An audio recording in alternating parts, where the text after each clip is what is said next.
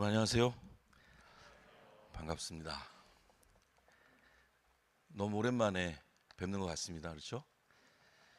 오랜만에 말씀을 나누는 자리에 이렇게 서게 되었습니다. 그러고 보니까 말씀을 나누는 자리에 계속 있었던 것 같습니다. 제가 온라인에서는 계속 말씀을 나누는 자리에서 헤엄치고 있었거든요. 여러분들 얼굴과 얼굴을 마주보고 또 말씀을 나눌 수 있는 그런 너무 귀한 기회를 제가 3주간 갖게 됐습니다. 그래서 오늘 다음 주 그리고 8월 첫 주까지 함께 하게 됩니다. 우리들의 자화상이라는 주제를 가지고 3주 말씀을 나누려고 하고요. 어쩌다 보니까 매주의 제목이 한 글자로 이렇게 만들어졌습니다. 오늘은 산이라는 제목을 가지고 말씀을 나누려고 합니다.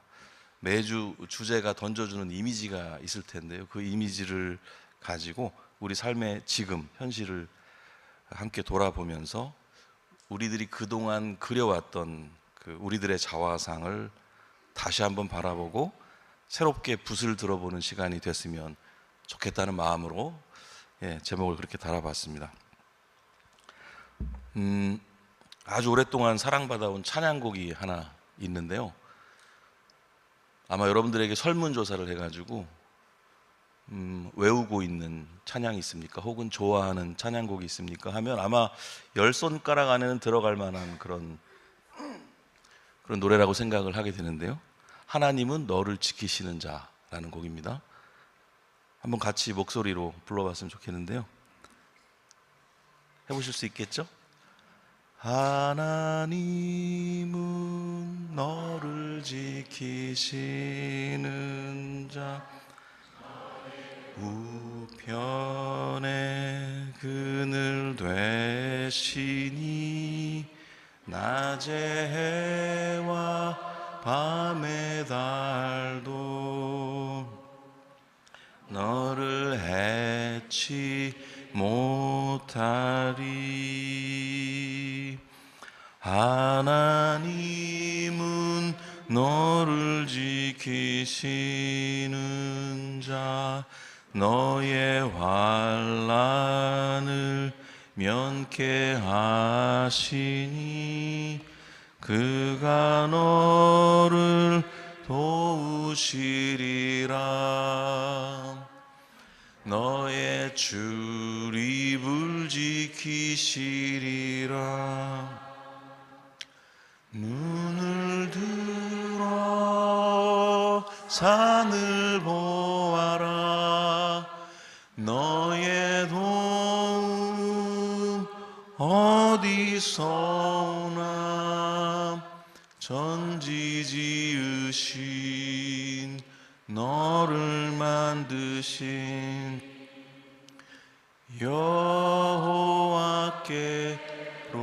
여러분들이 아는 화음으로 눈을 들어 산을 보아라. 눈을 들어 산을 보아라. 너의 도움 어디서 오나. 전지 지으신 너를 만드신 여호와께로다.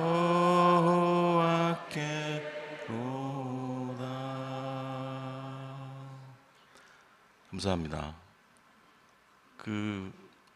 마지막 후렴 부분에서 여러분들의 다채로운 화음을 들을 것으로 기대했는데 멜로디밖에 들을 수가 없었습니다.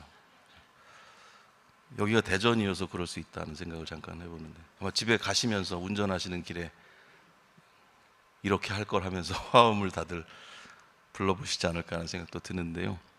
이 찬양곡은 너무 잘 아시고 사실 악보가 없이도 우리가 너무나 쉽게 부르고 있는 그런 아주 유명한 그런 찬양곡이죠. 시편 121편의 말씀을 그대로 노래로 바꾼, 말씀을 그대로 노래로 바꾼 곡들을 보통 스크립처 송이라고 하는데요. 그런 노래라고 할 수가 있습니다. 시편 121편 1절과 2절, 우리 한국 교회가 가장 많이 보고 있는 개역 개정역으로 어떻게 쓰여 있는지 한번 함께 읽어보도록 하겠습니다. 읽겠습니다. 내가 눈을 들리라. 나의 도움이 어디서 올까? 나의 도움은 천지를 지으신 여호와에게서로다. 네. 그런데 여기서 말하는 산의 의미는 무엇일까요? 여러분들 어떻게 이해하면서 이 노래를 불러오셨어요? 혹은 이 말씀을 읽어오셨어요? 여러분들이 스스로 한번 대답을 해보시죠. 어떤 의미로 이 산을 생각하셨습니까? 어떤 분들은 이건 시온산이야 이렇게 생각하고, 이건 성전을 가리키는 거야 이렇게 생각할 수도 있었을 테고, 또 어떤 분들은 조금 다른 생각을 하셨을 수도 있습니다. 상관없지 뭐 그냥 무슨 좋은 뜻이겠지 하면서 불러오신 분들도 있으실 수 있고요. 그런데 시편 121편의 맥락에서 이 산이라고 하는 것은 눈에 보이는 든든한 배경이나 해결책으로 먼저 읽을 수가 있습니다. 눈에 보이는 해결책, 빠른 해결책으로 해석해 볼 수가 있다는 거예요. 인생이 마음대로 되지 않죠. 누구든지 생각지도 못한 곤경에 빠지기 일쑤입니다. 그래서 제가 이런 맥락에서 말씀을 나누면서 여러분들 중에서 인생이 자기 마음대로 막 되시는 분 한번 손들어 보세요 이렇게 질문을 한번 드렸더니 어떤 눈치 없는 성도님들이 몇 분이 손을 드시는 거예요. 갑자기 덜컥 플로우가 막혔어요. 제가 그 뒷얘기를 이어가는데 굉장히 애를 먹었던 기억이 있습니다. 그래서 오늘은 묻지 않겠습니다. 여러분, 자기 인생이 자기 마음대로 잘 풀리시는 분 한번 손들어 보세요. 예방주사가 필요합니다. 그래서 인생의 곤경에 빠질 때마다 우리는 본능적으로 주변을 살피면서 누가 나를 도와줄까 이것을 찾습니다. 때로는 사람이라는 산을 찾습니다. 때로는 돈이라는 산을 찾고요. 때로는 운이라고 하는 산을 기대하면서 시원한 해결책이 되어줄 일종의 산을 바라보게 됩니다. 그 산이 때로는 너무 높이 보여서 절망스러운 그런 마음에 빠질 때도 있고, 어떨 땐 저 산에만 올라가면 다 이루어질 것 같아서 거기 지독하게 매달려 보기도 합니다. 그런 우리들에게 성경이 이렇게 묻고 있습니다. 너희들은 걸핏하면 산을 향해서 눈을 들고 도움을 찾고 있는데 정말 거기서 도움이 오니? 이렇게 질문을 하고 있는 거죠. 엄밀하게 말하면 세상이라고 하는 산은 우리에게 잠깐의 그늘 같은 거는 빌려줄 수가 있지만 우리 영혼을 영원히 지켜주지는 못합니다. 우리가 겪는 인생의 곤경이라고 하는 것은 이 세상의 수준에서 깔끔하게 해결될 수 없는 것들이 너무나 많기 때문입니다. 세상이 주는 그늘 속에서 은혜를 느끼는 것은 그야말로 느낌적인 느낌인 거지, 엄밀하게 말하면 신앙과 현실에 대한 일종의 오해일 수가 있습니다. 우리가 알아야 될 기독교 신앙이라고 하는 것은 그 정도로 얄팍하거나 섣부르질 않습니다. 지금도 피할 수 없는 그 인생의 고난은 우리 삶 속에 흐르고 있어요.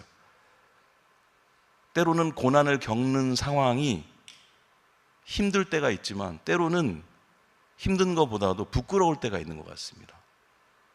내가 이런 고난을 겪는 것을 누군가 안다면 내 체면이 뭐가 될까, 이런 생각에 빠질 때도 있어요.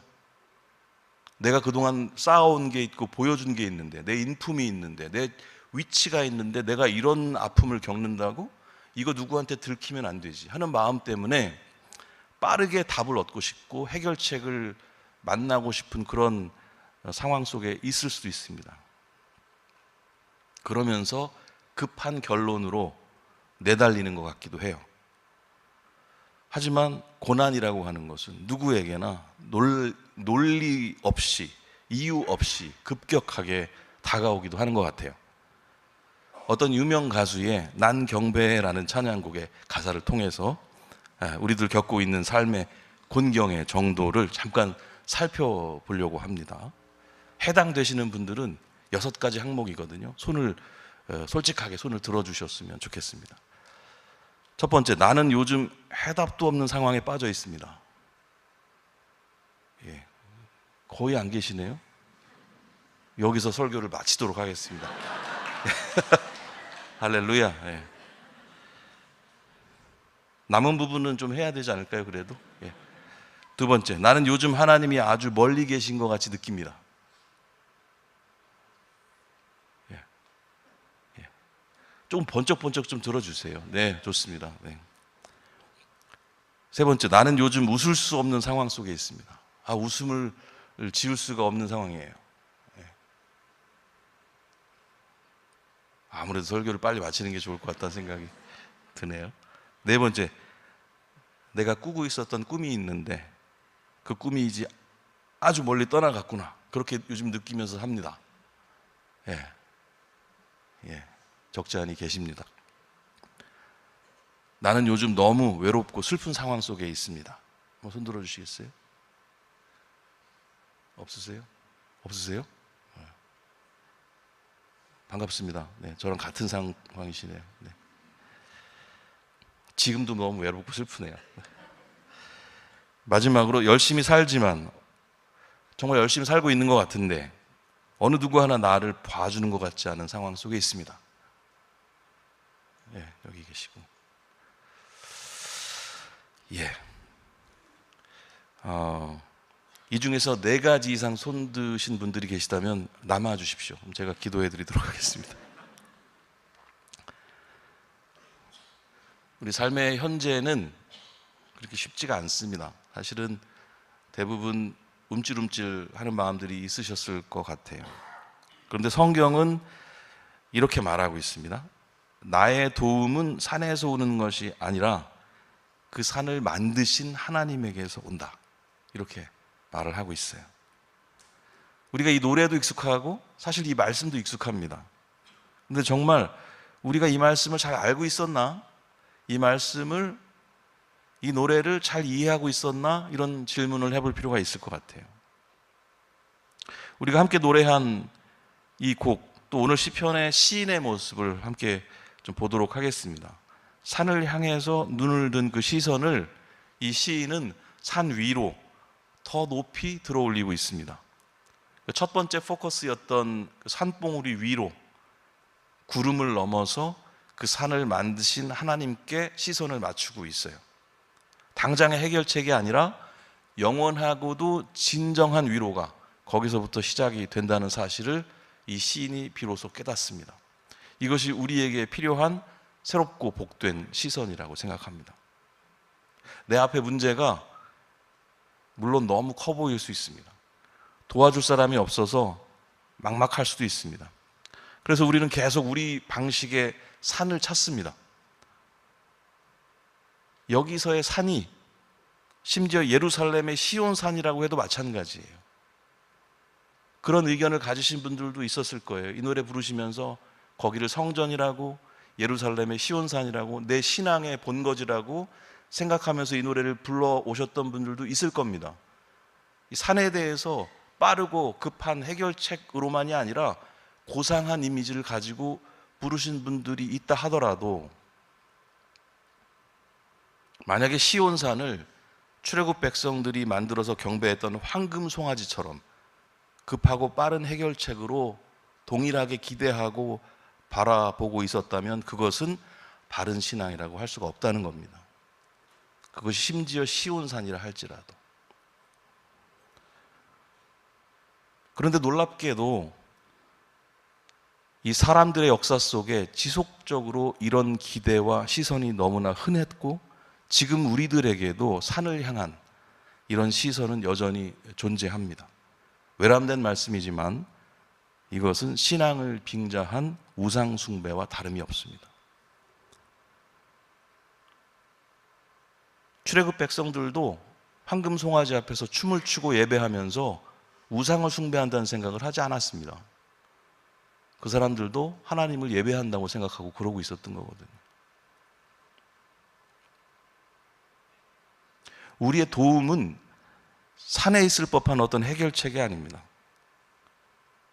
우리가 해결되었다고 생각하는 거기서 그대로 멈추면 안 됩니다. 우리는 그 산 너머에서 나를 지켜보시는 그 창조주의 손길을 바라봐야 합니다.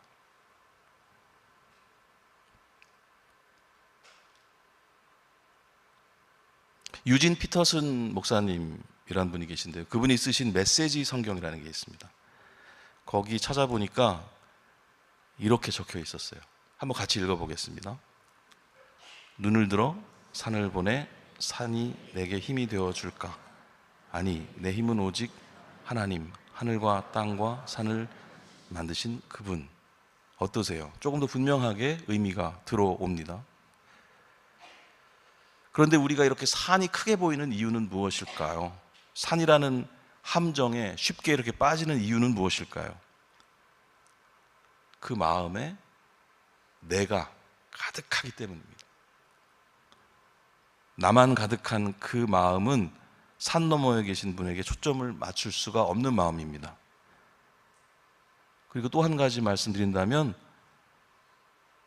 희망사항만 가득한 마음, 바람만 가득한 마음 때문입니다. 자기 희생이라는 건 없어요. 그냥 희망사항만 가득합니다. 그 마음으로는 산 너머를 바라볼 수가 없습니다. 또 착한 마음 없이 딴 생각으로 가득한 마음에 크게 보이는 것도 역시 산입니다. 그 마음으로는 그 너머를 볼 수가 없어요. 그리고 또 욕심으로 넘실대는 그 마음에 크게 보이는 것도 역시 산입니다. 이 산은 아까 말씀드린 그 황금송아지 같습니다. 그 마음으로 그 너머에 실제하시는 하나님을 볼 수가 없습니다. 그래서 우리들의 이런 마음들에게 어떤 기도가 필요할까 하는 생각을 해봅니다.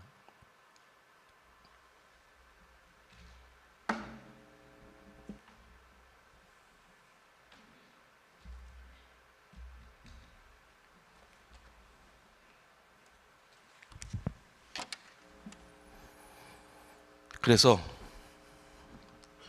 어떤 가수의 어떤 기도라는 노래를 부르려고 합니다.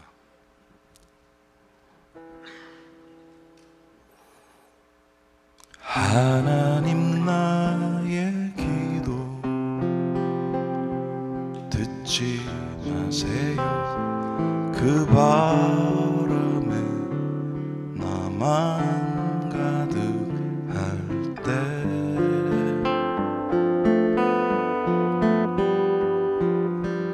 하나님 나의 기도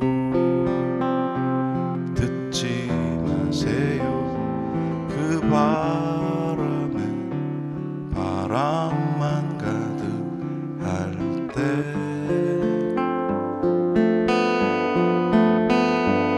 오 하나님 나의 기도 듣지 마세요. 그 바람에 착한 맘 없을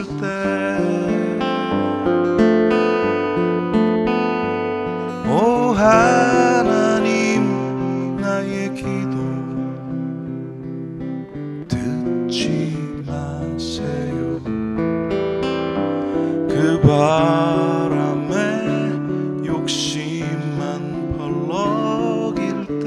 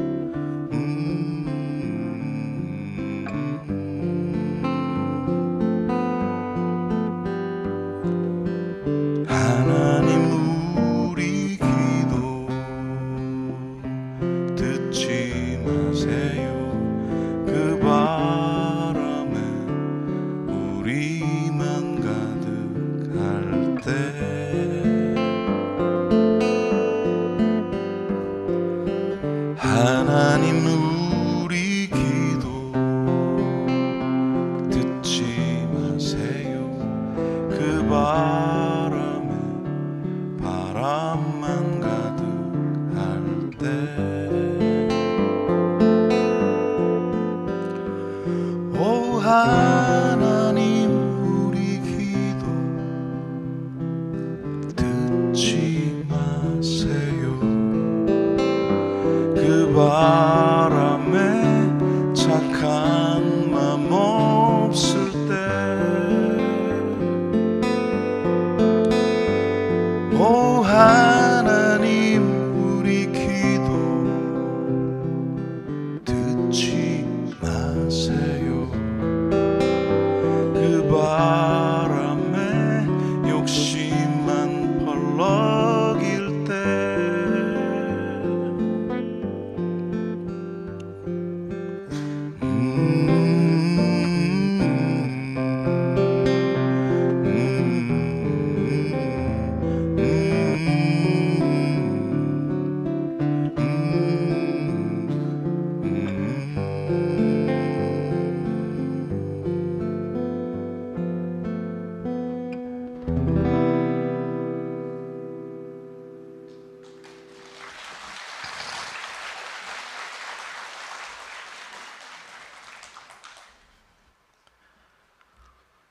부정적인 노래가 아닙니다.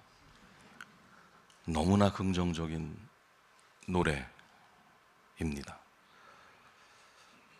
여러분, 하나님께 시선을 두기 위해서 우리에게 이런 기도가 필요하다고 생각합니다.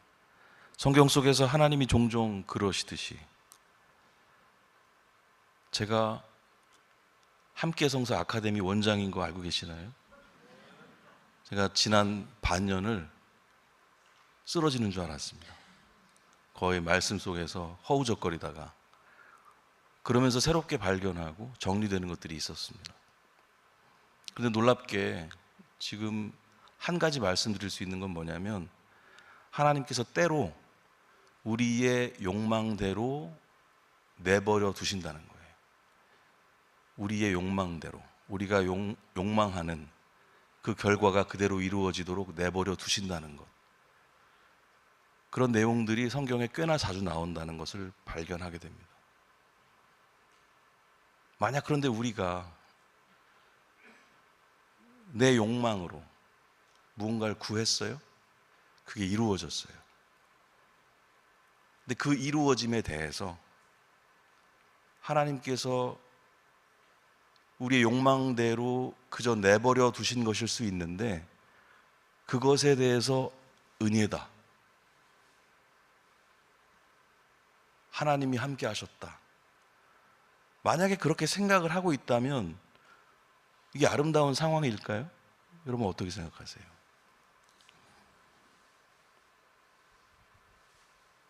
이렇게 내가 생각한 그 산에서 내 바람이 그대로 이루어지고 있다는 경험이라든지 그런 생각들이 쌓이게 되면은 우리의 시선이 산 너머로 옮겨갈 이유를 찾지 못하게 됩니다. 그 결과는 무엇일까요? 자기 신앙에 대한 오류가 여기서 생겨나게 되는 겁니다. 그래서 확신 가득해 보이는 기독교 신앙의 위험이 여기에 있을 수 있습니다. 그래서 우리는 하나님이 어떤 분이신 줄 알아야 됩니다. 그분이 어떤 성품을 가지고 계시는 줄 알아야 돼요. 하나님이 누군가에게 복 주셨을 때 그 복의 내용에 우리의 관심을 둘 게 아니라 그 복을 주신 하나님께 마음을 둬야 된다는 건데, 우리가 쉽게 그러질 못한다는 겁니다. 우리가 하나님을 알기 원한다면 하나님을 추억으로가 아니라 오늘의 상황으로 알아야 돼요. 하나님과의 아름다운 기억에 머물러 두어서는 안 된다는 겁니다. 아무리 그럴듯하게 포장을 하더라도 하나님에 대해서, 하나님을 결국 내가 바라는 것을 이루어 주시는 분으로 그렇게 이해하게 된다면 다른 종교, 심지어는 무속과도 그 본질상 구별이 되지 않는 상황에 이를 수가 있습니다. 그런 욕망의 성취가 현실적으로 정통 교회 신앙의 복으로 이해가 되고 통용된다면 더욱 무서운 상황일 수 있겠다는 생각도 들어요. 그래서 이런 질문이 필요합니다. 내가 믿는 기독교는 어떤 점에서 다른 종교와 다른가? 여러분 어떻게 대답을 하시겠어요? 내가 가지고 있는 기독교 신앙은 다른 여타 신앙들과 무엇이 다른가?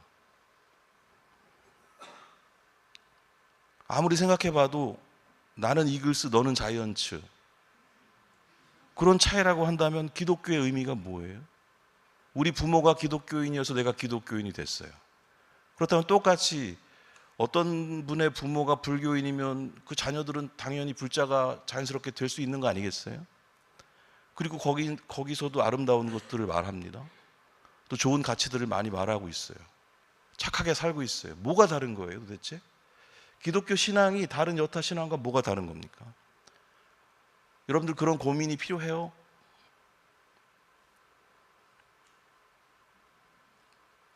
여러 가지 말씀드릴 수 있겠지만 여기서 신약 속에 있는 두 구절을 유의해서 한번 살펴보려고 합니다. 요한복음 15장 6절과 마태복음 6장 33절 말씀을 함께 같이 읽어보도록 하겠습니다.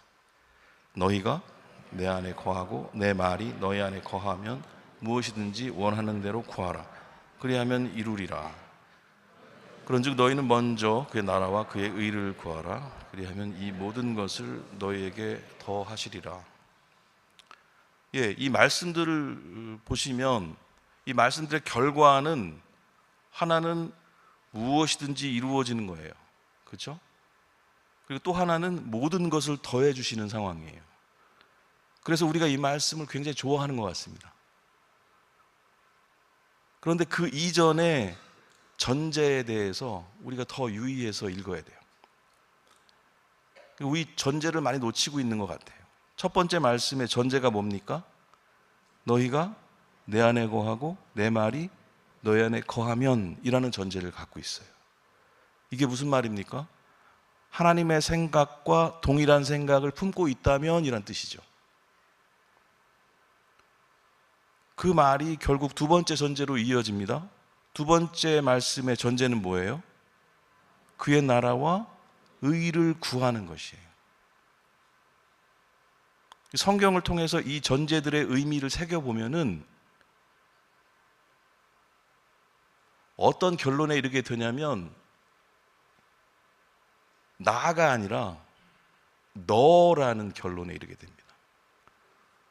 하나님이 나만 바라보고 계신 게 아니고요, 이웃들을 함께 바라보고 계시다는 걸 알게 되는 거예요. 공평과 정의의 의미가 그렇고요, 하나님의 마음이 그렇기 때문에 그렇습니다. 지독한 이타성, 그걸 발견하게 돼요. 그 전제 안에서. 이것은 우리가 차차 풀어가도록 할 텐데요, 이 전제들의 의미를 이렇게 새겨보면 새겨볼수록 인생이 매우 번거로워집니다. 저는 이 번거로움이 사실상 다른 종교들과의 결정적인 차이라고 말하고 싶어요. 세상의 모든 종교가 모두 다 인류 공통의 아름다운 가치들을 다 말하고 있습니다. 버릴 게 없을 정도로 아름다운 얘기들이 많아요. 그런데 파헤쳐보고 엄밀하게 그 중심에 뭐가 있는지 살피면 나입니다. 결국은 나의 어떠함을 위한 거예요. 그런데 기독교는 나를 넘어서라고 얘기하고 있어요. 너에게 집중해야 된다는 얘기를 하고 있어요. 그 지독한 번거로움을 던져줍니다. 하나님을 안다고 하는 말은, 하나님의 성품을 가져야 한다는 말은 나를 넘어서야 하는, 너라는 타인을 생각해야 하는 그 번거로움과 연결이 됩니다. 그것이 사실 모든 이들이 말하는, 모든 종교와 모든 철학과 모든 지혜가 말하는 그 아름다움을 다 벗겨낸 자리에, 표면적인 아름다움을 다 벗겨낸 자리에 남는 핵심이 되는데, 기독교를 다 파헤쳐보고 모든 것들을 다 그 아름다움들을 걷어낸 자리, 거기에 남는 것, 그것이 핵심이 될 텐데 그것을 사랑이라고 부른다는 겁니다.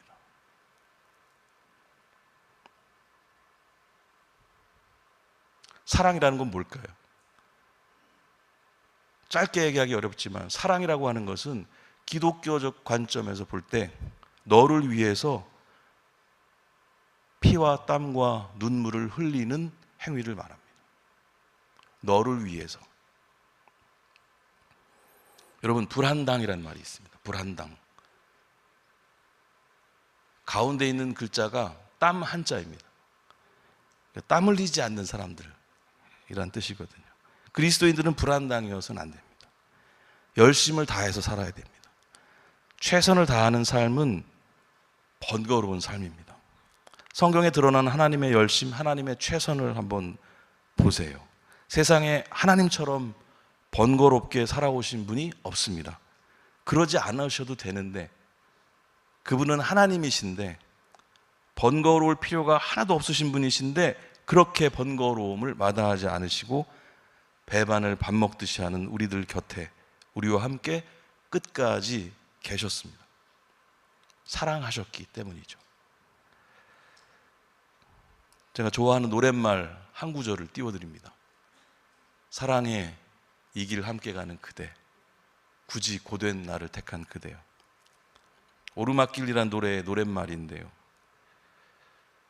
이 노랫말만큼이라도 하나님이 나 때문에 선택하신 그 번거로움에 대해서 감사와 사랑을 표현하는 우리가 되어야 하지 않을까 하는 생각을 해보게 됩니다.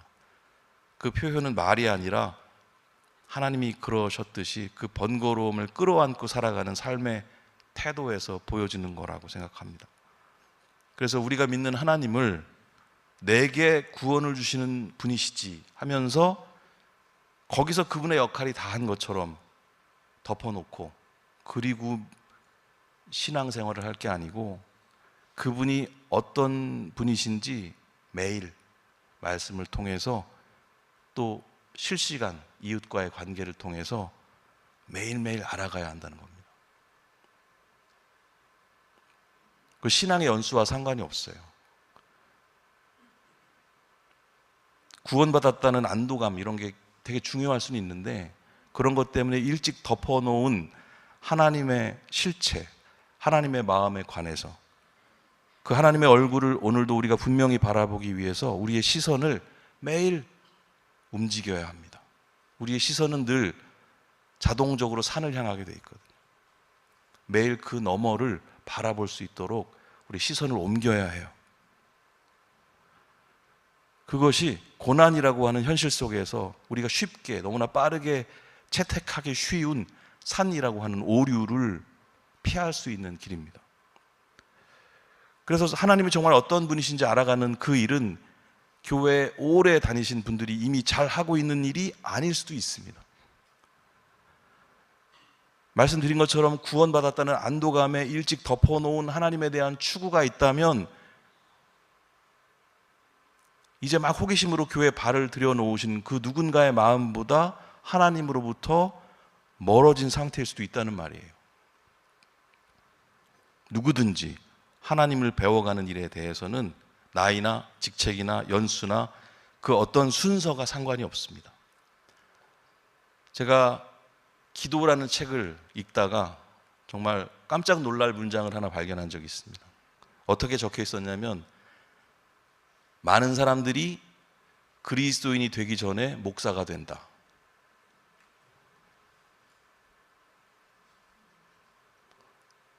충격적인 문장이었어요. 그리고 많은 걸 돌아보게 됐습니다. 그 당시엔 제가 목사가 아닐 때였어요.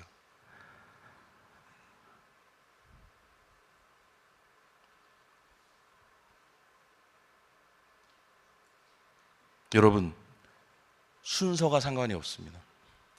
오늘 인사하신 두 분이 20년 지기 함께 하는 교회 어르신들보다 더 하나님과 가까울 수도 있다고 저는 생각해요. 성경을 모르고 교회를 몰라도 그 마음 속에 아파하는 누군가, 힘들어하는 누군가, 슬퍼하는 누군가를 향한 그 마음을 가지고 움직이고 있다면 그 사람이 훨씬 하나님과 가까운 사람일 수 있다는 겁니다. 하나님은 그런 사람을 기다리시는 거예요. 그런 사람들의 무리를 그리스도인이라고 하는 겁니다.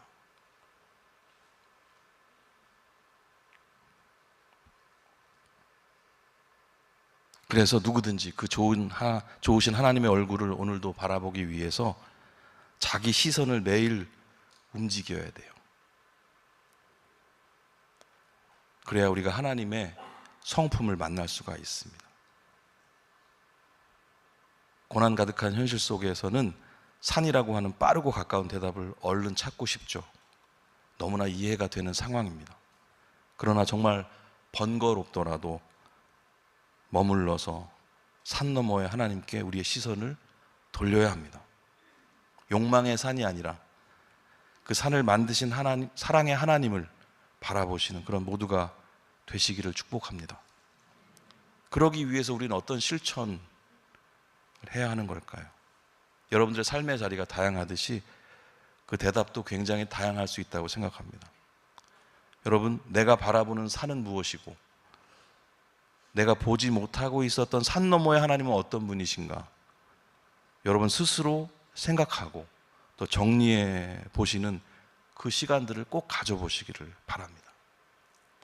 제가 한 가지 참고로 기준점 하나를 말씀드려 볼게요. 사실 오늘 말씀 통해서 좀 불편하신 분들이 있으실 수도 있을 것 같습니다. 그러나 제가 오늘 설교하고 도망가지 않습니다. 다음 주도 올 거고 그 다음 주도 올 겁니다. 그리고 이 번거로움에 대해서 또 제가 말씀을 읽고 공부하면서 배운 그 아름다움에 대해서 더 많이 나누고 싶습니다.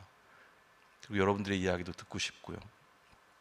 여러분, 한 가지 기준을 들어보자면 오늘은 아직 끝나지 않았으니까 어제 혹은 그저께 어느 날 하루를 생각해 보시고 나를 위해서가 아니고 우리 가족을 위해서가 아니고 우리 교회를 위해서가 아니고 정말 다른 사람을 위해서 타인을 위해서 내가 무엇을 했는가, 내가 요만큼이라도 뭘 했는가를 한번 찾아보세요. 나를 위해서, 우리 가족을 위해서, 우리 교회를 위해서가 아니라 그 밖을, 그것을 넘어서는 누군가, 넘어서는 위치에 있는 누군가를 위해서 내가 무엇이라도 했는가? 그걸 한번 생각해 보셨으면 좋겠습니다. 그 자리에 하나님이 계시다고 생각해요. 거기를 하나님께서 바라보시고 눈물을 흘리고 계시다고 생각해요. 산 너머에 하나님 우리가 보지 않습니까? 그 하나님을 본다고 말을 할지라도 나를 위해서 바라볼 수 있어요. 그것 또한 우리가 사역을 하고 좋은 일들 많이 하지 않습니까? 그러면서 보람을 느낄 때가 있습니다. 와, 내가 하나님 기뻐하시는 이런 일을 하고 있구나. 그것도 사실은 자기를 위한 겁니다. 내가 일하고 있을 때 복이 된다고 하는 것은 그 대상 자체가 나를 통해서 복을 누리고 있는가, 행복해하고 있는가, 위로를 받고 있는가, 거기에 생각이 머물러야지 나 오늘 너무 어마어마한 일을 했어, 내가 하고야 말았구나, 이런 마음은 부족한 마음이다라고 생각해요. 진짜 타인을 위한 것이 무엇인지, 하나님이 어디를 바라보라고 하시는지에 대해서 우리가 정확하게 알 필요가 있습니다. 여러분, 우리가 누구에게 사과할 때 있잖아요. 그 사과도 내 마음 편하려고 할 때가 있어요. 사실은 사과하지 않으면 내가 불편해요. 이기적인 겁니다. 사실은 그 마음이 아닌 거예요. 사실은 상대가 마음이 풀어지고 따뜻해지고 나로 인한 불편함이 없도록 하는 것이 사과이지, 내 마음 편하자고 나 오늘 밤 편하게 자고 싶어서 하는 사과는 이기적인 거라는 거죠.